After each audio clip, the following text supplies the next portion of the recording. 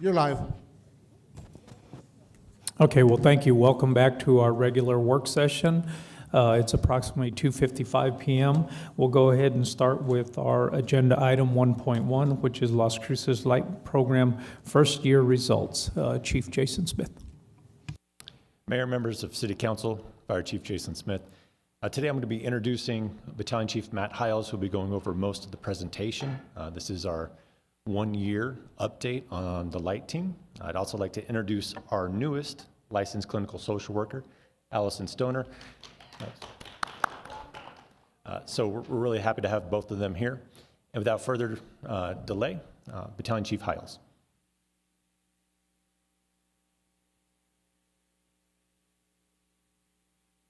Good afternoon, Mayor, members of council. Matthew Hiles, Battalion Chief, Las Cruces Fire Department, Program Manager for the Light Program and MIH. So today we're going to go over the 1 year, little bit over a year of the Light Program, which we launched on March 6th, 2023, officially. So some of our strategic business plans are listed right here, and we're still working on so by January 2024, we did implement the light team where appropriate, and we're still working on making 90% of the calls.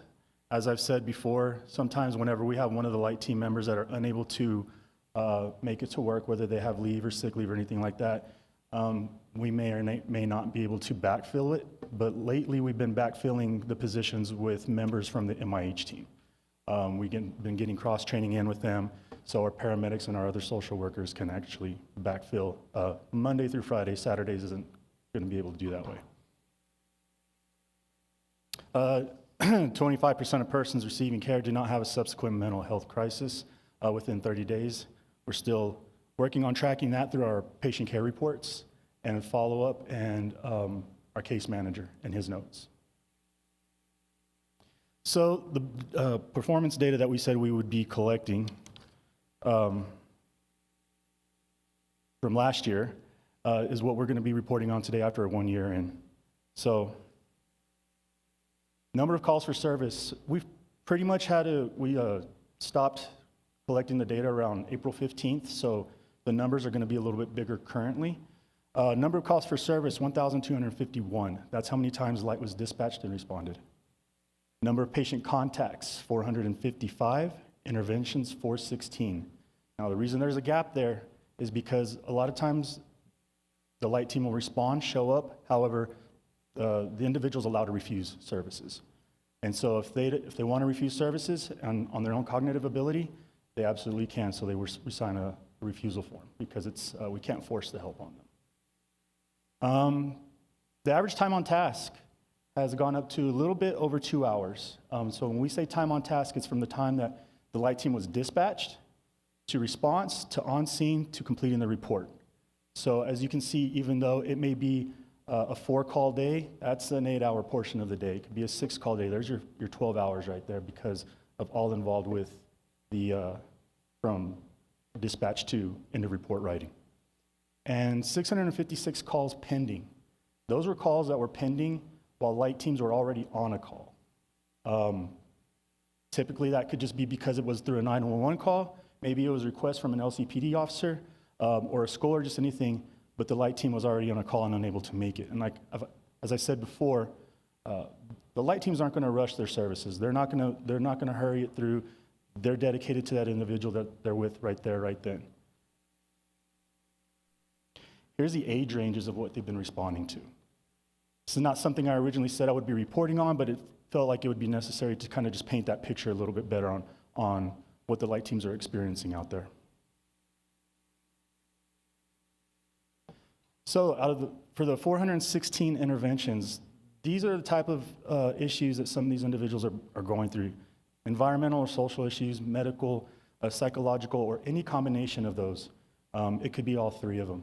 So definitely, it's a challenge whenever the teams are showing up and trying to really get down to what that individual or that crisis is going to in a matter of minutes, an hour. It's something, very acute. the dispositions, out of the 455 contacts, transported by a mental health provider, 39%. Light teams are allowed to transport not only just to the ER, but mental health facilities. And we do have a lot of use with our mental health facilities in the area. One thing I would like to point out is transported by LEO. We're at 5%. That dropped from 20%. That is really one of the big things that's definitely been hands down, I feel, a favorite of PD, is that it's allowing this new intervention, this crisis intervention, to allow the real help that person needs and the training that comes with it to be there, and allow PD to get back to responding and actually, patrolling and doing what they're meant to do. Treated and resolved on scene, 25%. That's also a very good one. To show up to somebody's crisis and be able to help them right then and there, get them what they need, or just have them feel better and de-escalate, maybe go from a 10 to a 2, is very huge, and that's the amazing work that the teams do.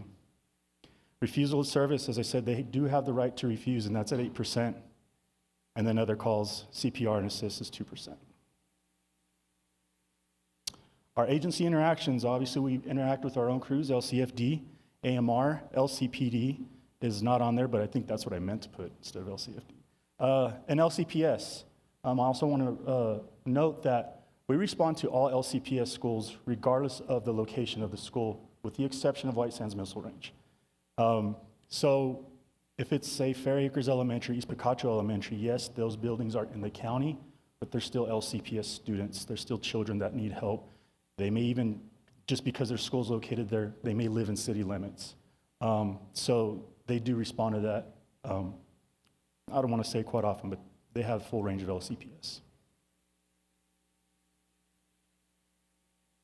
This time I'm going to hand it off to Chief Jason Smith.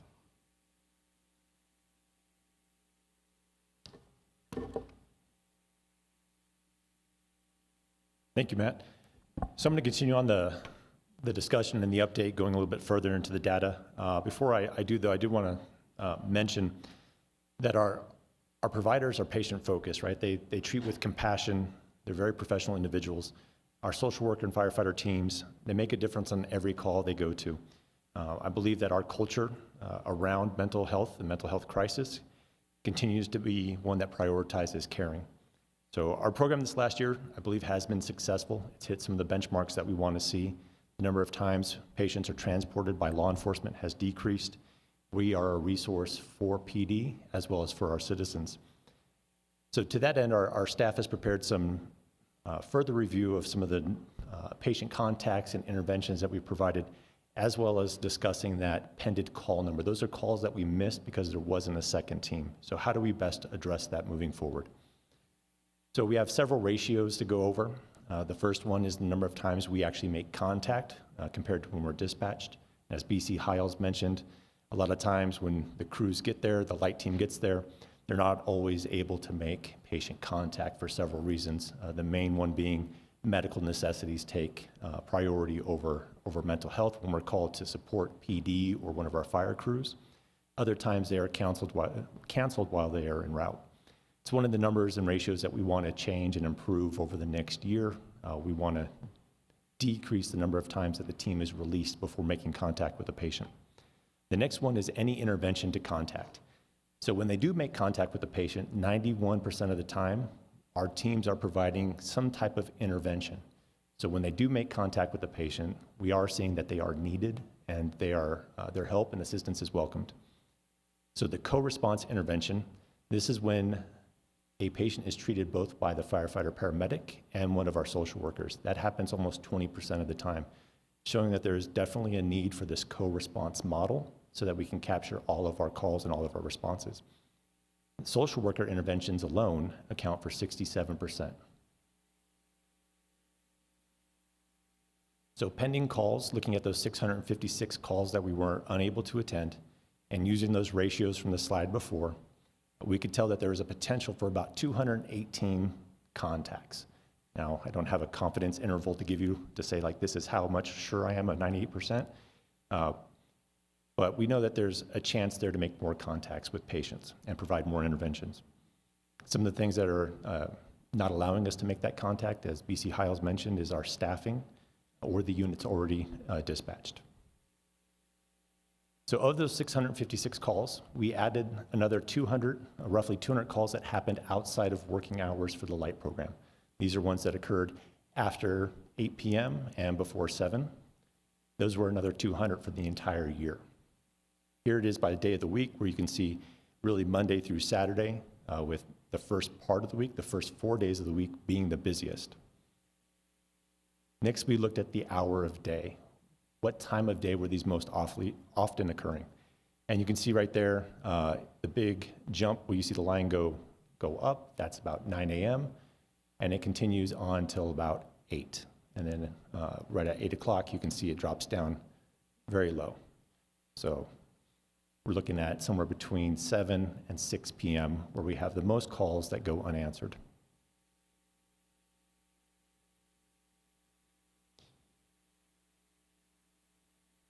So looking at some other interesting way of looking at the light program is we separated out salary and benefits, and we compared that to what our operations crews, our emergency response crews do. Our emergency response crews, that's typically 3 to 4 people, and they are a multiple hazard response team, right? So we respond to everything from sinkholes, extrication, cardiac arrest, people with a myocardial infarction, 596 per call. Our light team, which is specific built, salary and benefits cost us $420 a call. So our next steps for the program, looking forward, we want to go back to trying to add our community health coordinator position. This is a LCSW licensed clinical social worker. They will provide clinical oversight for our team and provide that guidance and oversight as we continue to grow. It'll support both the MIH and the light programs. They will also be able to fill in on the call volume. So those pending calls where the light team was already out, this health coordinator position, along with one of our MIH firefighter paramedics, can respond out to the very next mental health crisis, giving us the depth we need and gaining us the experience that will benefit us in the future. This position is supported by our team members. We've talked about it into detail of how do we grow this team, how do we set a good foundation. It's needed for our social workers for their oversight and guidance. It'll build us from the ground up. It's included in our proposed funding for next fiscal year. And we did try to fill this position just over 2 years ago. We went through multiple rounds of hiring, and I think because the light program was so new and hadn't been explored, it deterred people from applying for it or accepting the position when we made those offers. I think now with over a year of experience and success, I think somebody's going to be, there's going to be a lot of applicants, internal and external, ready to try to lead this team to the next phase. Our future request after the coordinator position is to add another health provider. This is an LMSW position or similar for the light team. We could expect that mid-year of next fiscal year or for fiscal year 26. That all depends on our ability to hire as well as funding. We'd also be adding another paramedic firefighter position that would complete this team so we'd have our co-response model. Some other things that are going on, just to mention the brick and mortar, is we've got a 50% construction documents done for the MIH and light building. It includes office space, clinical intervention area, an apparatus bay, and also crew quarters in case we ever have a program that goes 24 hours a day. They'll actually have a place for bunk rooms. Right now it's being funded, $3 million from a HUD grant, thanks to Senator Heinrich, and then $2.5 million in state funding from our governor, also Rubio, Small, and Souls. That'll conclude our update, and myself and staff are ready for questions. Thank you, Chief Smith. Any questions? Councilor Crane? Thank you, Chief Smith, and y'all for being here and making this happen off the ground. So it sounds like at the moment, the immediate short-term funding requests are to increase capacity during the times that light already exists, right? And that would be reducing the number of pending calls, which you alluded to. Do you have a similar sense of what it would mean to expand the hours of service, and what would be the need, and what's the long-term plan for doing that potentially, if it's needed? It sounds like it's pretty needed in the immediate short term to expand the capacity during the day, but what would those look like, and when? And I just am very excited for you all to keep on rocking, I guess. So I'm just curious if you can outline some of the even longer sort of future plans. Thank you, Mayor, Councilor Karan. I'll try to capture what we're going to be looking at for determining, if I may, like you're talking about after hours, overnight, going to a 24-hour-a-day type model. If that's correct, on this type of graph, what we'd want to see is that call demand, that demand for service, increase overnight. So once we get past those operating hours, for there still to be calls within our call types that are happening, that we need that social worker and co-response model to. That'll be the trigger for it. Also, then we have to find employees who are outside of the fire service who are willing to do shift work, graveyards, things like that to fill in those positions.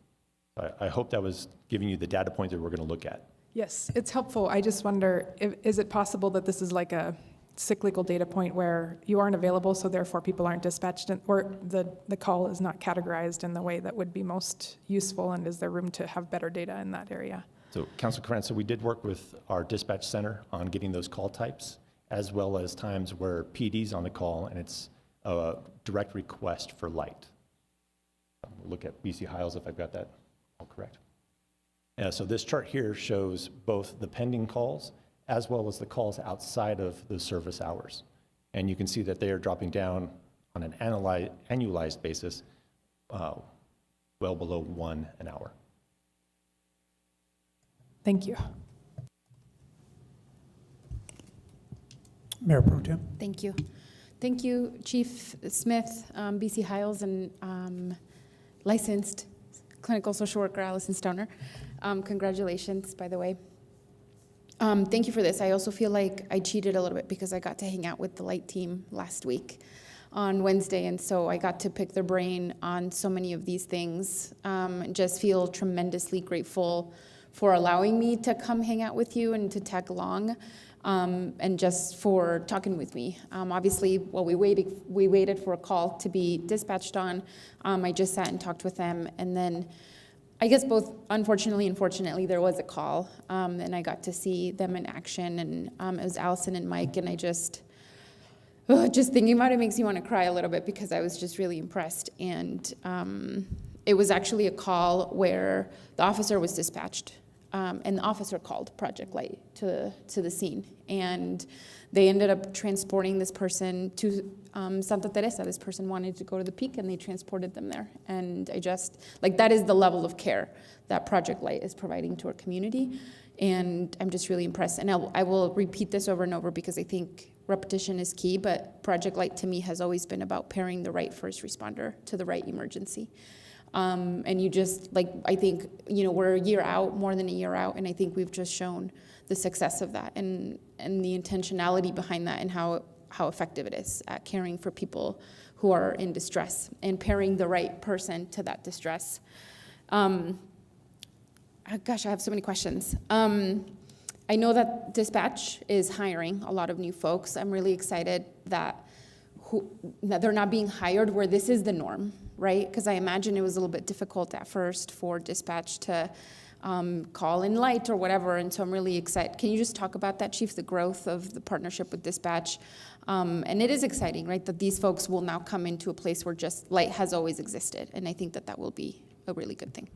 Yeah, Mayor and Mayor Pro Tem, I can try. I don't know if I can speak very well to the efforts at dispatch, but one of the things that we did when we constructed this team and how we would respond, it was important for us to work within the frame of mind that our dispatchers already have. And they were already categorizing these call types as suicidal ideations, suicide attempts, behavioral issues.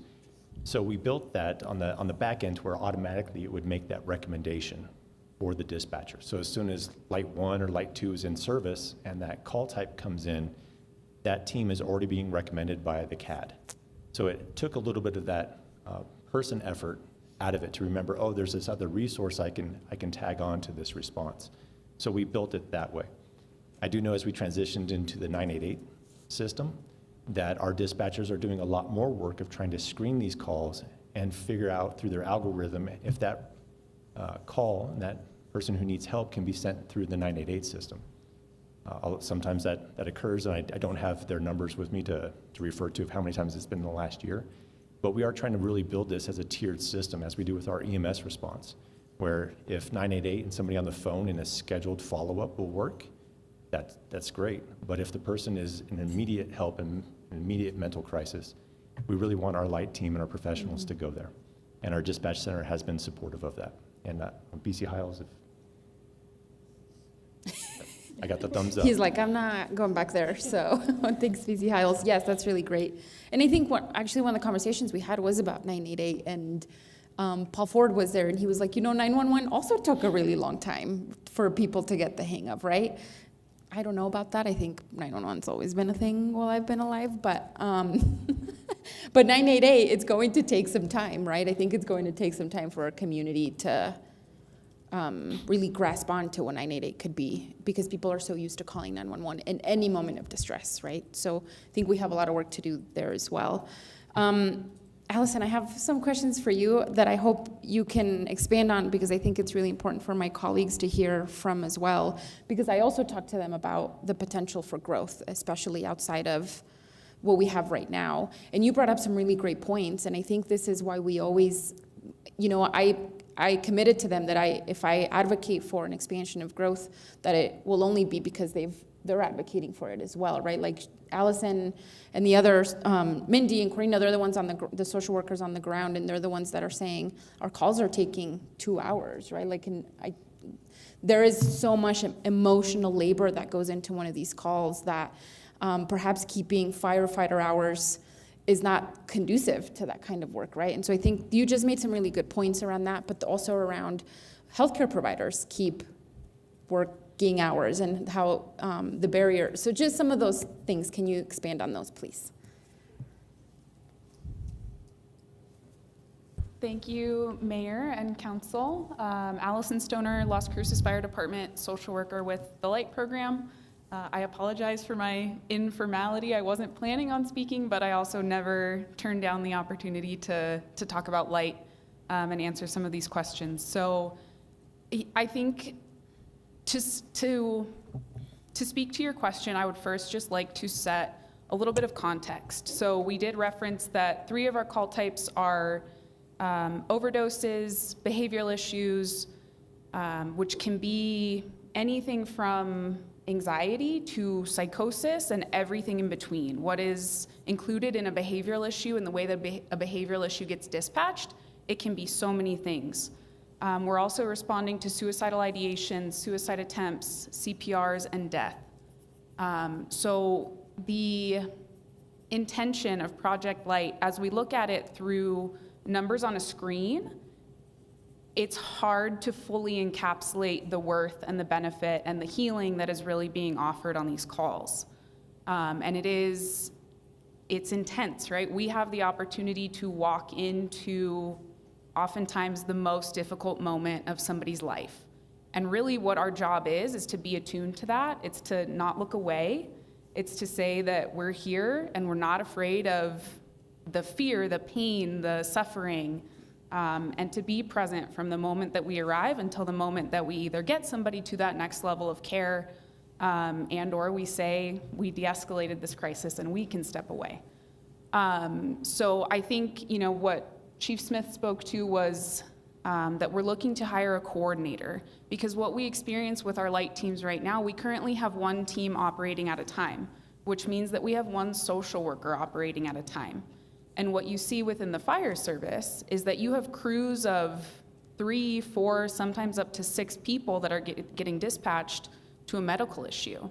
We have 1 social worker responding, and we're often, the social worker on these calls, when we are the primary team responding, it's often the weight of that call is usually the responsibility of the social worker, and it should be.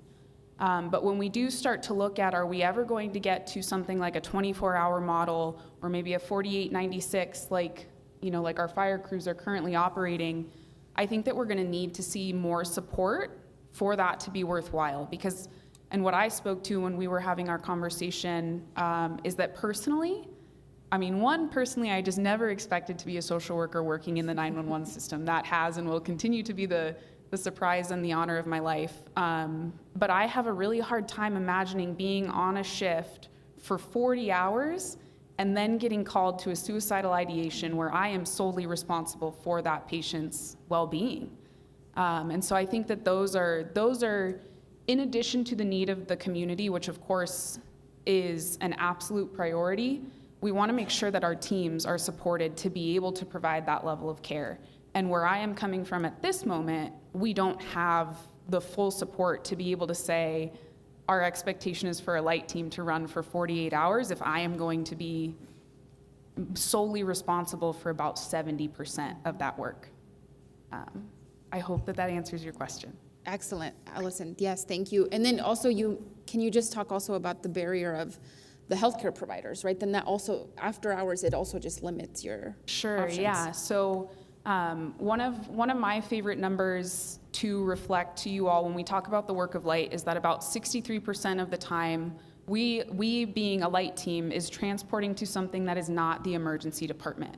That could be Mesilla Valley Hospital, the Peak Hospital for an inpatient assessment. That could be that we call up somebody's therapist and say, hey, your patient is having a crisis. Do you have the capacity to see them for a crisis appointment at this time? That could be we transport to that. It could be that we transport to any sort of safe location, which is the Community of Hope, the Crisis Triage Center when it was available, and hopefully will continue to be available in the future. So we are looking for those alternative options. Once we get out of kind of the regular working business hours, we can still provide transportation to the emergency departments. We can still provide transportation to inpatient hospitals for assessment. But we do lose those alternative care transports. And so then we sort of just, again, once we're looking at 911 calls for these specific types of calls, we do lose some of our options when most services just close at 5 o'clock. Thank you for that, Allison. I really appreciate it. And no, I'm also wearing Birkenstock, so don't even worry about Perfect. that. That's all my questions for you. And actually, I have a couple other questions, but any of you could answer them. One of them is, well, actually, I'll say this too about the co-response model. I'm someone who has been really an advocate for eventually getting to a place where we separate the two. But in my conversations with all of you, I think, again, it's really easy to philosophize about something when you're removed from the issue. But just hearing from Allison and Mike around how important the co-response model has been, you just never know what that call is going to be like, whether it was maybe a little bit dramatized in the notes and that person just needed to vent and be heard, or whether truly it was something a little bit worse that absolutely needed PD involvement, right? And so I just again, really, really want to thank you for providing that perspective to me. Again, it is easy to be up here and be like, I think this is how things should be. But listening to you about the barriers and these issues that you're raising is just so, so critical. So thank you very much. The last thing as I left, unfortunately, I had to take someone to Santa Teresa, and so the officer gave me a ride back to the station, and I was talking to Paul Ford a little bit afterwards. And as I've been reflecting on it, I feel like I gained so much from our conversation. And I know you're really, really busy. I know that you all keep incredibly busy schedules while you're on the clock. And I guess I have a little bit of an ask around, Chief is already scared. I can see it in his face. No, but it's really about consulting around some policies. I left really feeling like you all have so much on-the-ground experience about folks who are unhoused, about overdoses, that I just would really love it if you were in rooms when we're talking about shopping cart ordinances, when we're talking about ordinances dealing with our unhoused community. I hope that you're part of this advisory council and that you're having these conversations with the opioid settlement, right? Like I really felt really important to me to name that today, Chief, that I think this team has so much knowledge, wisdom, and information to share that I hope they're being tapped into. And maybe that's for Ikani as well, that I hope they're being tapped into when we're consulting, on certain kind of policies that we're considering.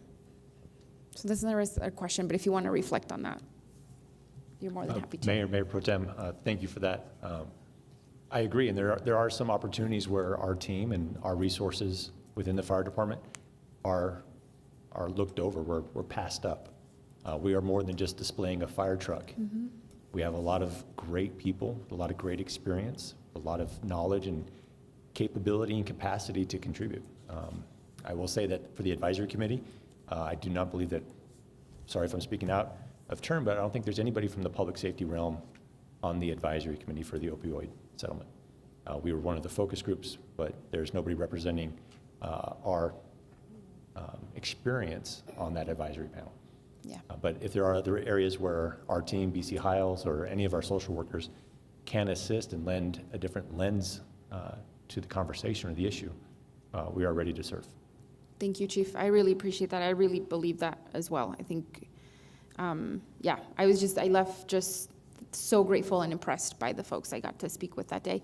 Oh, and last thing I will say is that I was just at the NMSU School of Social Work hooding ceremony, and there was 80 MSWs graduating and 47 BSWs, and the program grew by 20% for next year. So we have we got to go recruit some folks, I think. Thank you. Thank you, Mayor Pro Tem. Anyone, Councilor McClure? I just had a question about, do you see, and I don't know if this already exists, you kind of explained how the calls are taken, but do you ever expect them to call 911 and say, I'd like to see Project Light? People actually calling for that? Well, this is kind of a preface to another. Mayor and Councilor McClure, I'd be surprised if it hasn't happened already. Looking at the team shaking their heads, yes, I'll let BC Hiles answer that one. Mayor, members of council, yes, it does happen. I couldn't give you an exact number or anything, but it is a specific request from somebody going in crisis. And maybe it's not from that individual, but maybe it could be someone that individual is with, a reporting party, that we need the light team. That's who we need, that's who we want. And so the answer to your question is yes. For us, I think we get a lot of calls of doing something, and a lot of the times that's outside the realm of what we can do, but it's what you guys do. And I wish we would talk a little bit more, because I feel like you are the bright spots that we don't really talk about in the ways that we could. A lot of times when I'm going out and I say, hey, there's Project Light, and people look at me with blank faces, we should not be doing that, because they are looking for resources, kind of like that mom who emailed all of us to say, my kiddo's in crisis, what can I do? So I would like to be able to, that's my ask, is that, and I've spoken to the city manager already, that we tell your guys' stories, and as much as we can get some of the outcomes told, I'd love to do that too, because this is one of the brightest things that we're doing right now, I think, personally. So thank you for the work you're doing. Thank you for that. And I would just like to add something right quick. The job they do is difficult. It's unique. Again, it's one of a kind nationwide. This isn't common nationwide. You can't just, you have to have the right people, and then you have to pair the right teams. And we have the right people. We've paired the right teams. They're the boots on the ground. They're the ones that make it happen. They're the ones that go and do the work. They're the ones that bear that burden when the call is over, and it's hard, it's difficult. Mental health is a serious issue. It's a crisis, and they're seeing it day in and day out every time they show up. And when they show up full force. I couldn't be more proud of these teams. And that also speaks for MIH, because they also step in and fill whenever a light team member couldn't make it that day. And to congratulate Allison again on her LCSW certification, I want to also mention that our other two social workers have also achieved the status of LCSW. So it's quite an achievement personally in their profession, but to have that under our roof and our programs for our city is huge. It's very huge. So my hat's off to them for all the hard work they do. And again, I couldn't be more luckier. So thank you.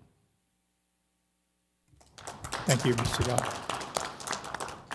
Anyone else? Okay.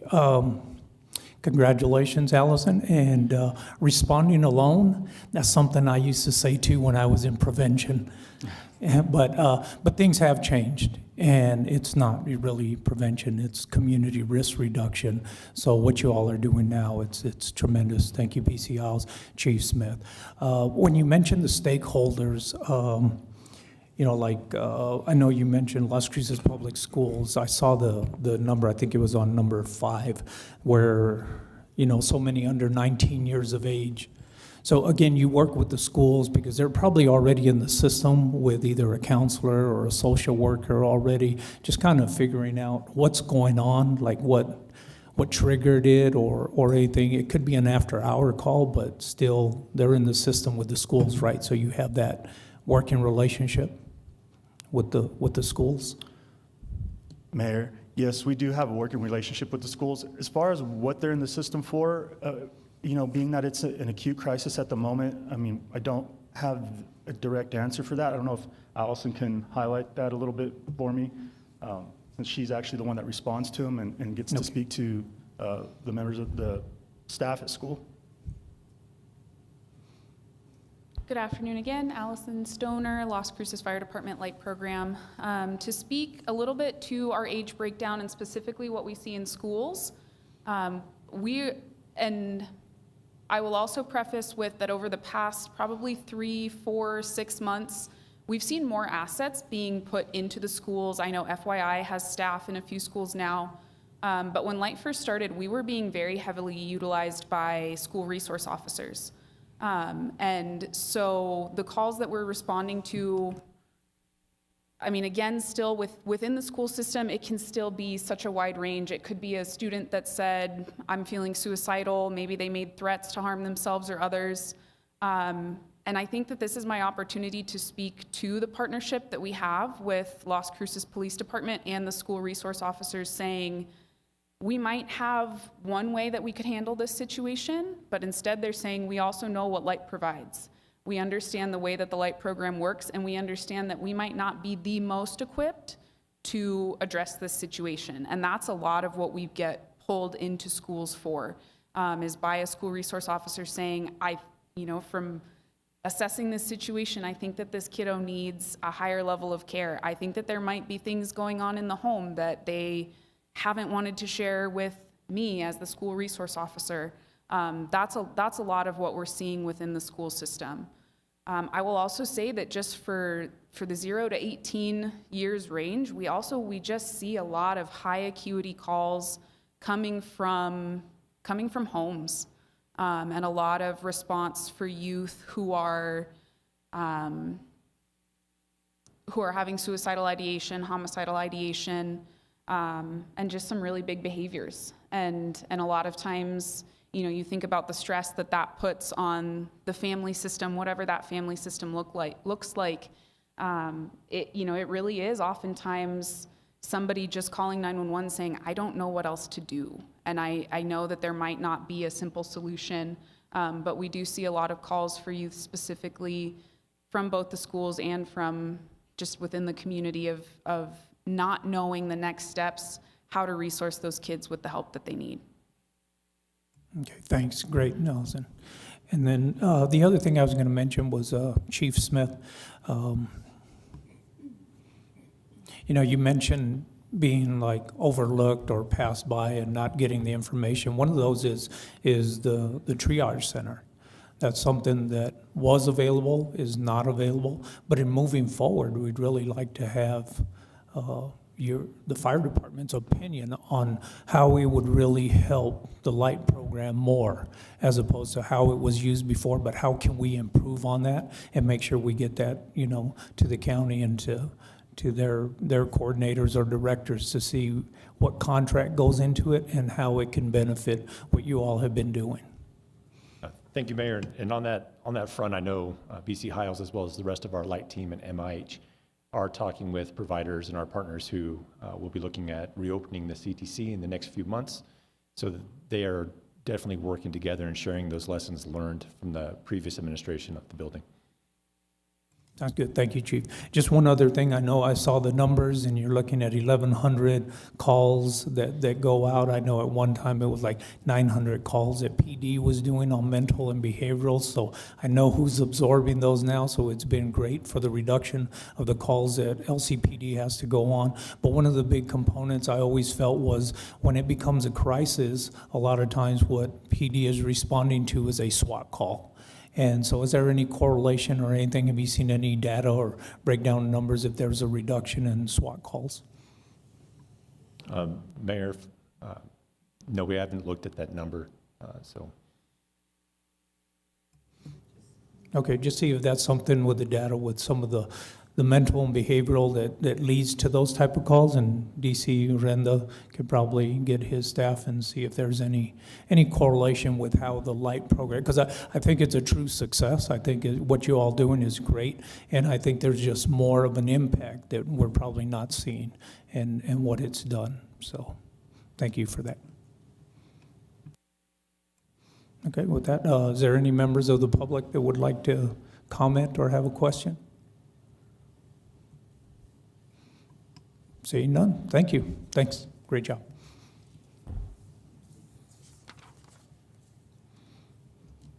Next on the agenda is item 1.2, a discussion of revenue options to create a sustainable capital improvement fund by Chris Favor.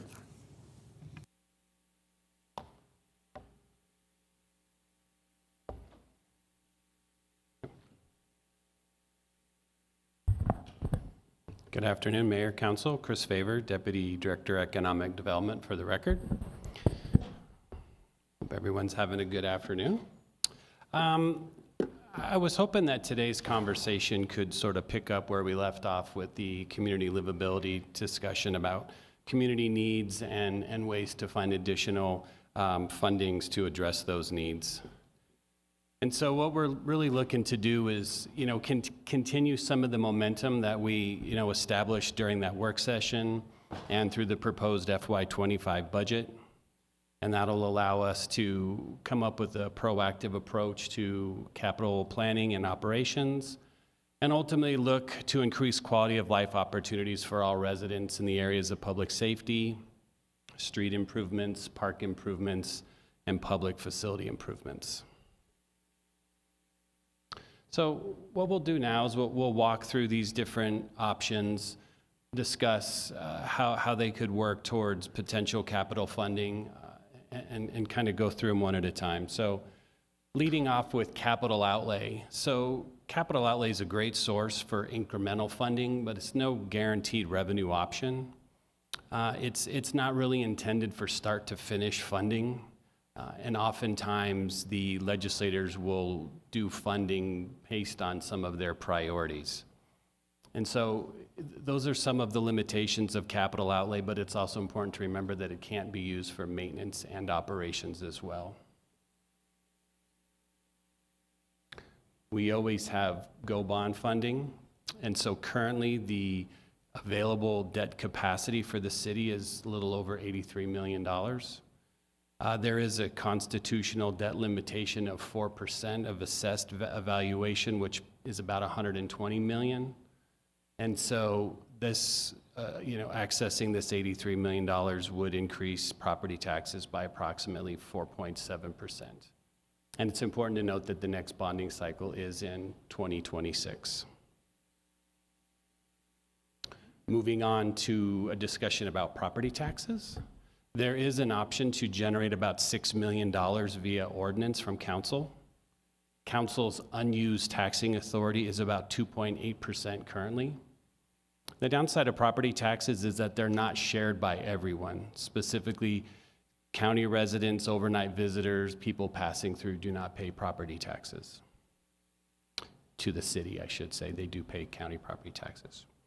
And so this particular option would add about $100 per year on a home valued at about $300,000 with an assessed value of $100,000. And so assessed value is approximately 1/3 of the total value of a home's value. Another option is GRT. So current GRT rate is about 8.06, and of that, it's important to note that the city only receives about 1.9375 of that. GRT is collected on city residents, county residents, overnight visitors, and people passing through who are using amenities and services offered by the city.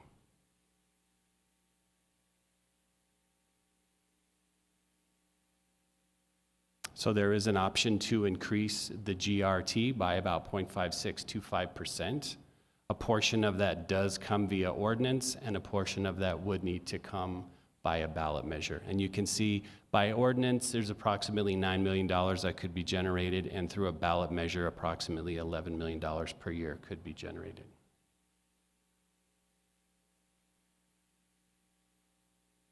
So, and some important things to note about GRT. There's no GRT collected on groceries or medicine. And what we're looking at here is approximately 56 cents per $100 spent on certain goods and services. So that translates to about $69 per year additional for the median household income in Las Cruces.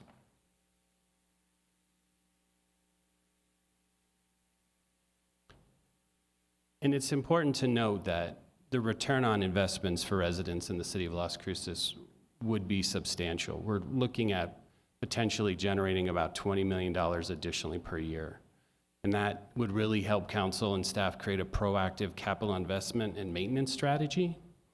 But more importantly, it provides a way to find funding alignment with council and staff priorities through Elevate and the CIP, and a way to come up with solutions to meet the demands of our growing community long term.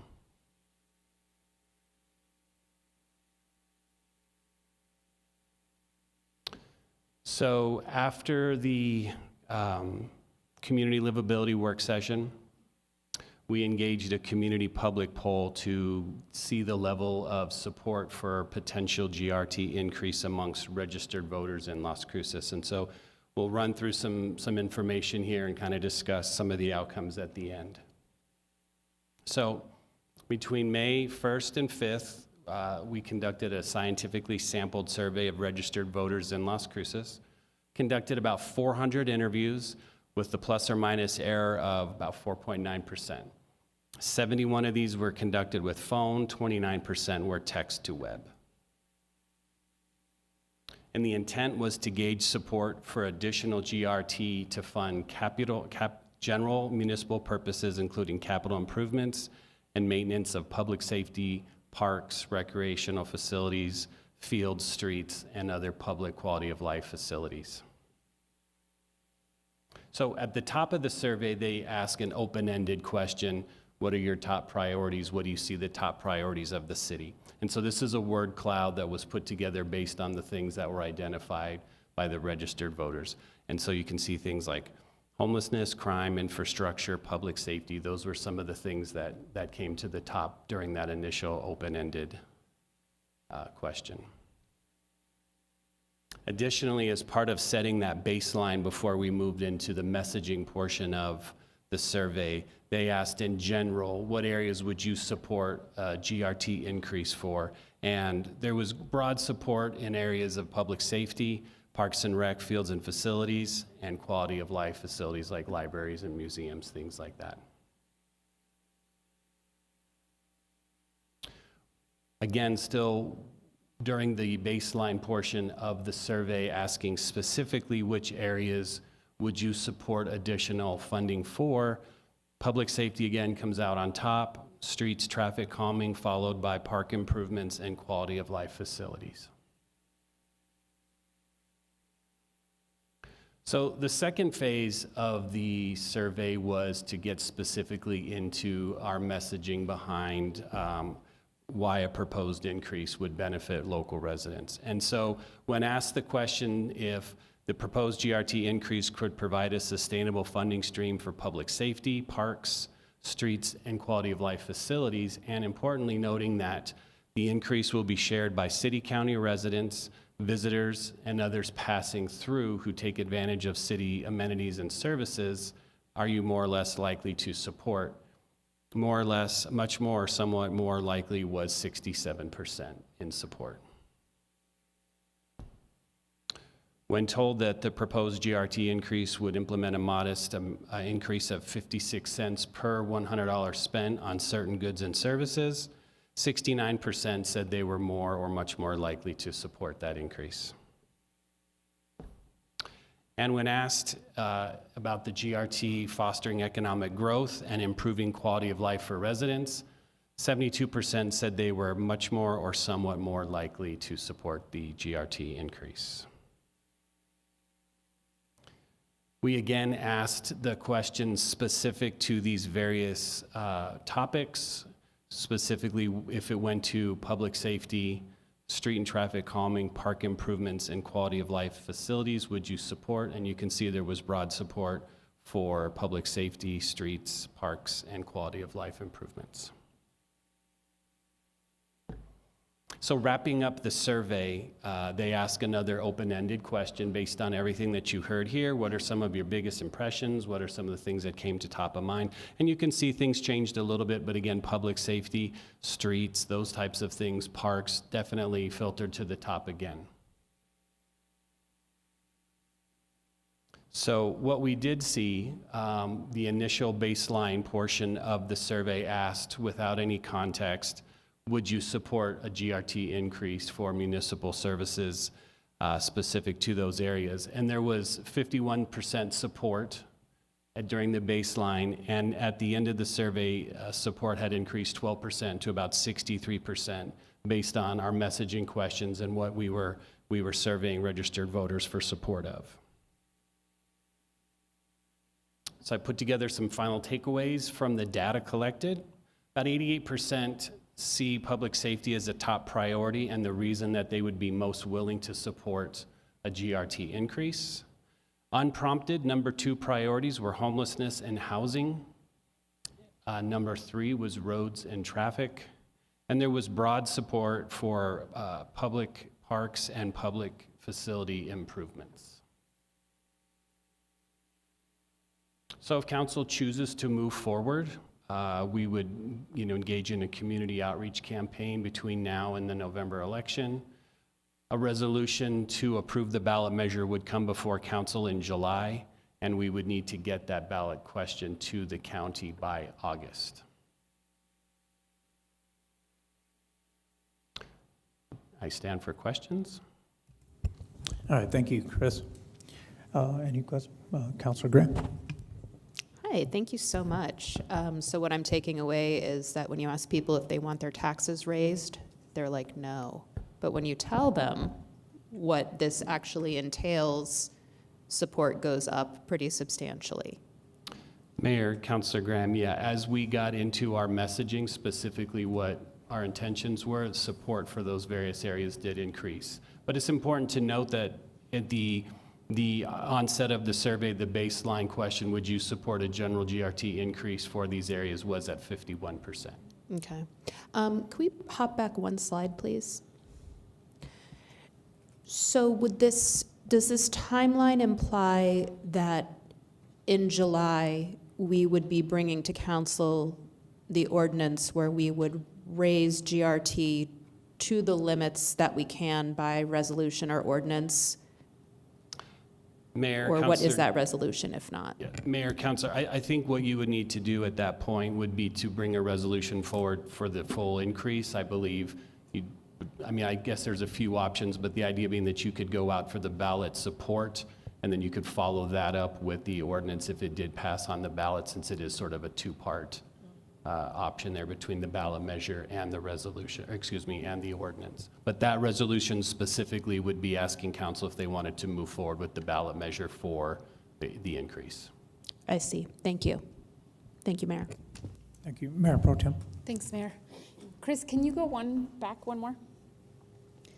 This struck me, and I just want to just make something really clear for all of us as we move forward with this conversation, that in this survey, this sort of focus group of folks, people are saying that the biggest issue right now is homelessness, and people are also mostly in support of raising taxes that would go towards police and fire. I just want us to be really clear that police and fire will not fix our homelessness problem alone. And so as we talk about how we raise taxes and what we invest them in, that we're investing them in places that are actually going to solve our most challenging problems. And so I'm just saying that police and fire are not the only things that get to fix homelessness. So it's really interesting, the perception that's out in the community. So I just wanted to point that out. Chris, so just so that I'm clear, through ordinance, it would, for GRT, it would raise 2.9 million. Oh, you know what I'm saying? Yes, okay. And then by ballot measure 11. Is there, I'm curious if you or I know the finance team is here, if there's been any sort of equation or math where we say, how about we do a little bit of both? How about we do a little mashup of increase where we're talking about both GRT and property taxes? Also, do you know where around the state we land on property taxes on that value? Mayor Pro Tem, I don't specifically know where we rank with property taxes, but to your first point, there is an option for ordinance on both property tax increase and GRT increase. The only concern I have with going to the public for 11 million is that that would be our cap. That would max us out. We would not be able to raise GRT ever again, correct? Is that my understanding? Mayor Pro Tem, yeah, that would put us at the max of our current taxing authority as a municipality, correct? Right. So, you know, I guess I would love to know better the implications of that, whether positive or negative, and I just think that's an important consideration as we move forward. And if we're talking about sort of meeting a certain threshold, that's why I propose perhaps doing a little bit of a tag team here between GRT and property taxes. Mayor Pro Tem, so via ordinance, council could increase property taxes using their the unused portion of their taxing authority, which would generate roughly $6 to $7 million annually. The example here is that on a home valued at $300,000 has an assessed value of $100,000, you're looking at roughly a $100 a year increase on the property taxes. So I think that works out to like $8 a month on that increase. And then additionally, via ordinance for GRT, that's another $9 million that council could implement. Thank you. I would love us to look at that option. I mean, I think, listen, I know that this, for the public, I know that this is a scary conversation, and the reality is that we're behind on offering quality services to our community when it comes to parks, when it comes to libraries, when it comes to these like very quality of life services that we just don't have enough money for, and Go Bonds just aren't meeting that need necessarily every 4 years. And so I think it's an important conversation. I know it's hard, but I would love to see for me, I think it's important that we think about the multiple options that we have in front of us and not totally exhaust the one option immediately. So that's sort of where I'm standing. Councilor Flores. Thank you, Mayor, and thank you so much, Mr. Favre. Favre. Monsieur Favre. Favre, oui. Property taxes, are you talking about homeowners, or are you talking about property owned by businesses, or how does that work? Mayor, Councilor Flores, this is specific to homeowners. There is a property tax assessed for commercial, but this was specifically for homeowners, residential. Okay, because I think that if it's only for homeowners, there's going to be some pushback, because the GRT is on what goods and services that people buy. So anyway, so it'd be good to make that distinction. Sure. Okay, and then if the city council was to pass an ordinance for 9 million, you know, what I'm inclined to say is, let's see if we can do a ballot measure, and then everybody votes on it, and then And then if it's not voted on, then by the voters, then we can go to an ordinance. And, but I think that people will want to vote on that and not leave it entirely to city council. That's my 2 cents. Thank you so much for your presentation. It was very good, very clear. Thank you, Councilor Flores. Anyone else? Questions, comments? Okay, well, thank you for the presentation, Chris. I have no problem with exploring other options. I think this is something definitely we need to move in this direction. As Mayor Pro Tem said, we do have where we're falling behind on things. I can speak personally to public safety, whether it's fleet, whether it's uniforms, whether it's stations. There's no plan on how we're going to get those filled. We had to put the Fire Station 3 on a GO bond, Station 9 on a GO bond, but before that, there was never, and how do we sustain our fleet, even for police, and how do we move forward? I think this is the best steps we can do to have a restricted fund that's for public safety and quality of life and road improvements, those things that come up that we're not taking away from the general fund, and that way, you know, we're not as tight in trying to see which priority we're going to do. We already have it prioritized. So I would be looking for a consensus from the rest of the council here on, do we move forward? No. Yes, Councilor Matisse. No, Mayor, I agree with you. I think there's a lot of things that need to be repaired, fixed, and made better in the city of Las Cruces. And I'm glad that the people will decide. There's going to be a referendum, right, a bond issue that they'll be voting on if we do the gross receipts tax. Mayor, Councilor Matisse, yes, that would be the option that would go out to the public. And that would be the 11 million. Yes, and I think you could pose the question to support both the 11 million, and then council would enact the other portion of it via ordinance, so, correct. Okay, can I ask you a question? Is there any other increases that we're proposing, electric bills or any utility bills, increases coming forward? I prefer not to have it on property tax. You know, we're real concerned with the unhoused and affordable housing, and I think we just leave the property tax where it is, and I prefer the gross receipts tax increase. Sure. Mr. Mayor, Councilor Matisse, at this time, I'm not aware of any specific other increases related to utilities or otherwise. I don't know if there's anyone from utilities here to comment on that, but we could certainly get back to council on that. Okay. Again, you know, a lot of people are struggling with the inflation and cost of things going up. But I think if they're going to be allowed to vote on it, then I would support that. Thank you, Chris. I think Sonia Delgado. Yes, thank you, Mayor, members of council. Councilor Matisse, Sonia Delgado, Assistant City Manager. Utilities currently is starting their rate structure, so they'll be going through that process, and they should have that done probably within the next fiscal year, by the fiscal year 25.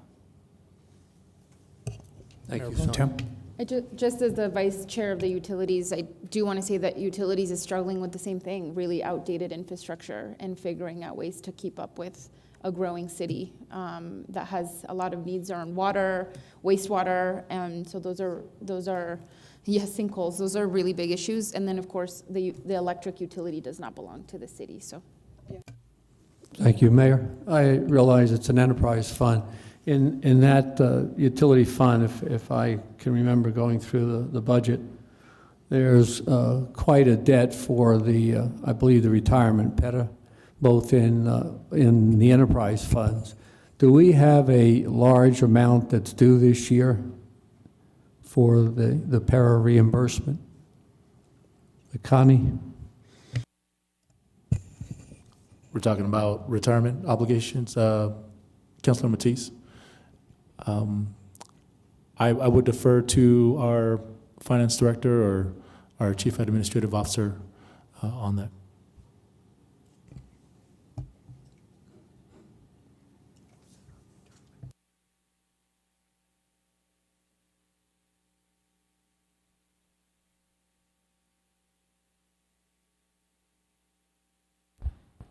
Mayor, Council, for the record, Leanne Demush, Finance Director. To answer your question, Councilor Matisse, no.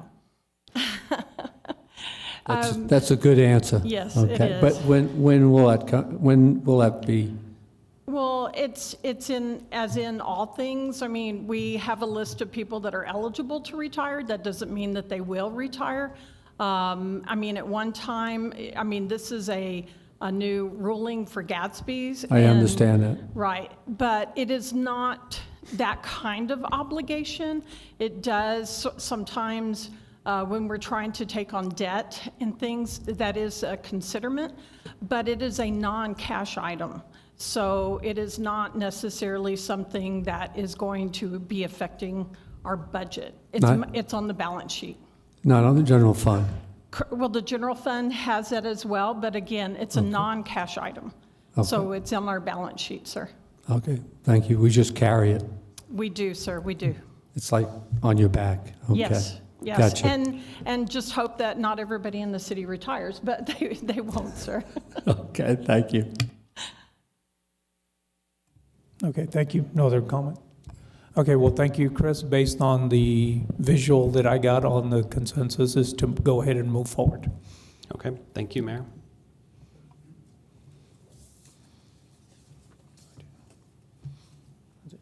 Oh, with that, a motion to adjourn. Move to adjourn. Seconded? This is on the motion to adjourn the work session. Councilor McClure? Yes. Councilor Matisse? Yes. Councilor Graham? Yes. Councilor Cran? Yes. Councilor Flores? Yes. Councilor Bencomo? Yes. Mayor? Yes.